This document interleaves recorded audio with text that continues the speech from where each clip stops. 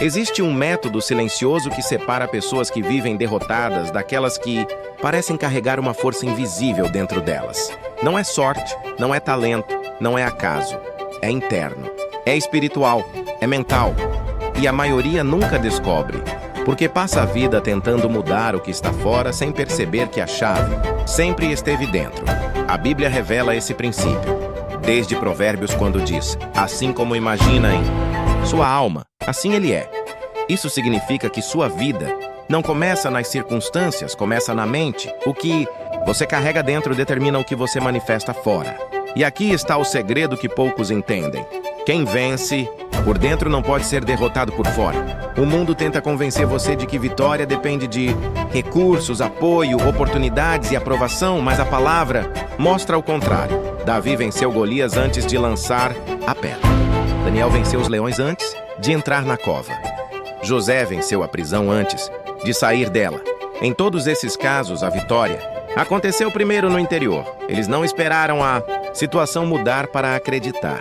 Eles acreditaram primeiro e então a situação mudou. Esse é o método interno para vencer. E se você não entender isso, vai viver reagindo à vida em vez de governá-la.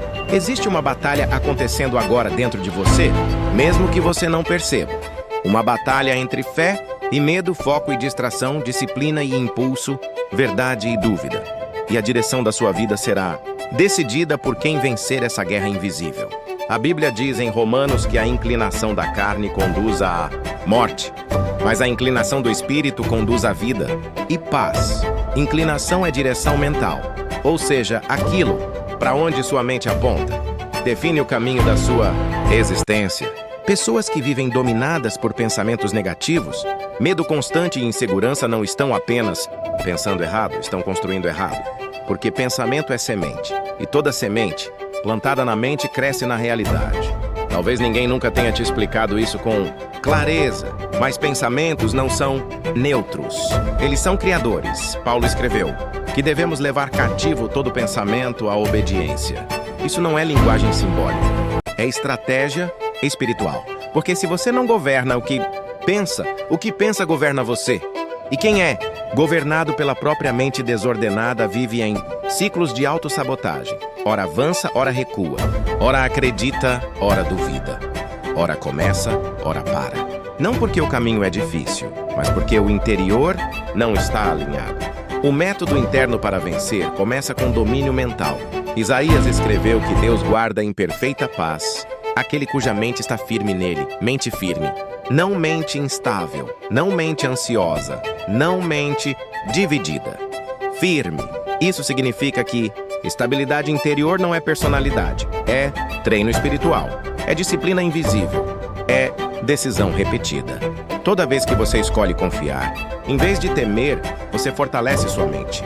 Toda vez que escolhe persistir, em vez de desistir, você fortalece sua mente. Toda vez que escolhe obedecer, em vez de procrastinar, você fortalece sua mente. E fortalecimento mental é o começo de toda transformação real. Existe algo que precisa ficar claro dentro de você. Hoje, fraqueza não começa na circunstância, começa na crença. Quando alguém acredita que não consegue, já perdeu metade da batalha. Quando acredita que não merece, sabota oportunidades. Quando acredita que não é capaz, nem tenta. Por isso a Escritura repete tantas vezes: não temas. Não é apenas consolo, é instrução. Porque medo paralisa, fé move. E Deus sabe que uma mente dominada pelo medo nunca experimenta o propósito. Observe a estratégia de Jesus ao falar com pessoas. Ele sempre tratava primeiro a mente antes do milagre. Ao cego ele dizia: creis? Ao paralítico ele dizia: levanta. Ao pai desesperado ele dizia: se podes crer, tudo é possível. A fé era ativada antes da transformação externa. Isso revela um padrão espiritual profundo. Deus não começa mudando sua situação. Ele começa mudando sua percepção. Porque quando sua percepção muda, sua postura muda. Quando sua postura muda, suas decisões mudam.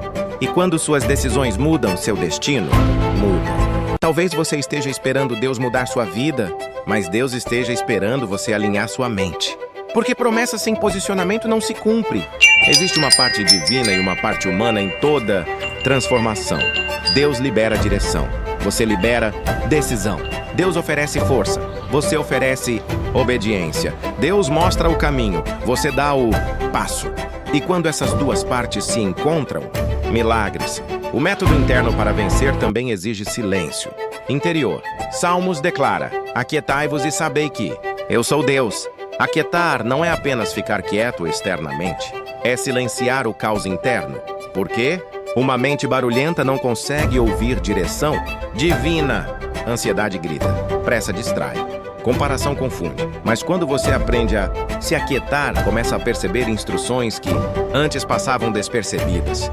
Muitos pedem resposta a Deus, mas poucos criam silêncio suficiente para ouvi-la. Existe um nível de força que nasce quando você aprende a governar suas emoções. Provérbios diz que quem domina a si mesmo é mais forte do que quem conquista uma cidade. Olhe a comparação. Dominar a si mesmo é maior do que conquistar territórios. Isso significa que autocontrole é poder real. Porque quem não controla a si mesmo não sustenta nenhuma conquista. Pode até alcançar algo, mas perde. Pode até subir, mas cai. Pode até receber, mas desperdiça. O verdadeiro vencedor não é o que conquista rápido, é o que permanece firme.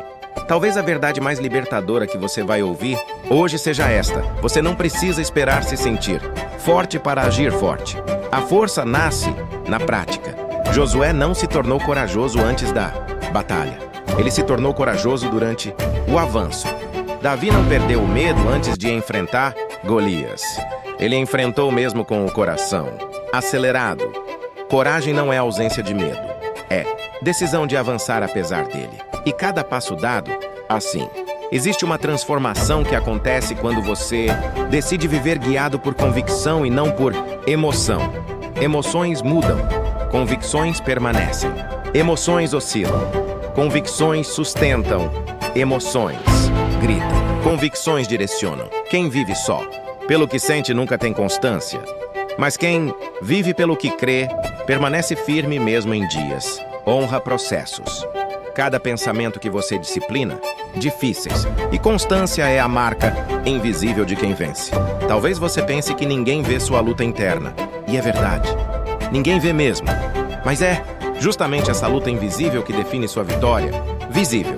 O mundo celebra resultados, mas o céu, cada impulso que você controla, cada decisão que você mantém, cada oração que você faz em silêncio, tudo isso está construindo algo dentro de você.